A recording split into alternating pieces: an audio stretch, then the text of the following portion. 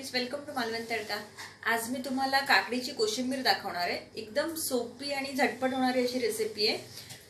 मी काकडी सोलून बारीक चिरून त्याची कोशिंबीर करणार आहे। तुम्ही ती न चिरता किसून पण करू शकता, पण किसल्यामुळे त्याला जास्त पाणी सुटतं, त्याच्यामुळे मी ही बारीक चिरून करणार आहे। चला आपण बघूया। काकडीची कोशिंबीरसाठी मी इथे 2 मीडियम साईजच्या काकड्या घेतलेत।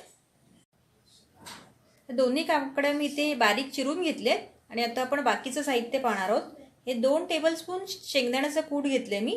शेंगदाणे भाजून त्याचे जाडसर कूट केले मिक्सरमधून।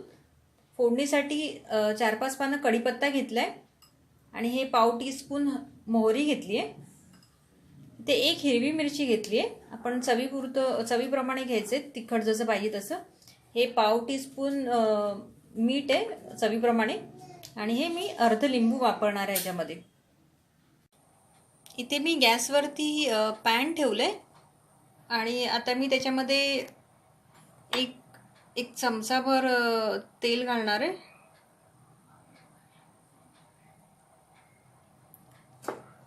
तेल चांगलं गरम झाल्यावरती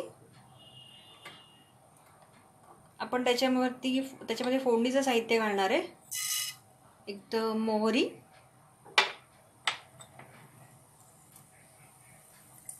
कढीपत्ता आणि मिरची।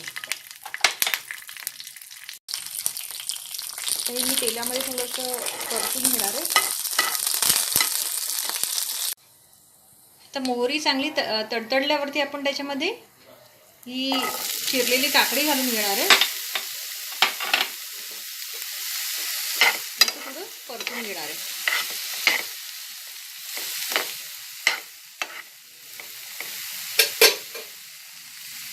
हे मी 1 मिनिटभर परतून घेतले। त्याच्यानंतर मी याच्यामध्ये हे शेंगदाण्याचं कूट घालून घेते आणि मीठ पण घालून घेणार आहे। अजून 2 मिनिट आपण चांगले परतून घेणार आहे, सर्व साहित्य एकत्र होईपर्यंत। हे 2 मिनिटे मी असं परतून घेतले सर्व साहित्य। आता हे चांगलं असं मिक्स पण झाले सर्व।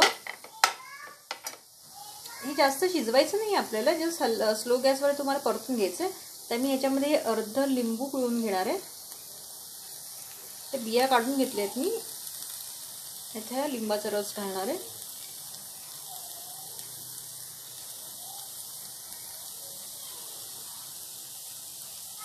आणि पुन्हा असं मिक्स करून घ्यायचं।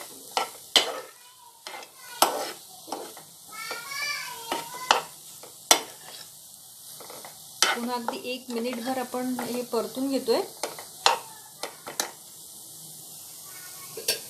आणि आता मी गॅस बंद करून त्याच्यावर झाकण ठेवणार आहे। 5 मिनिटं हे आपण असंच ठेवून द्यायचे।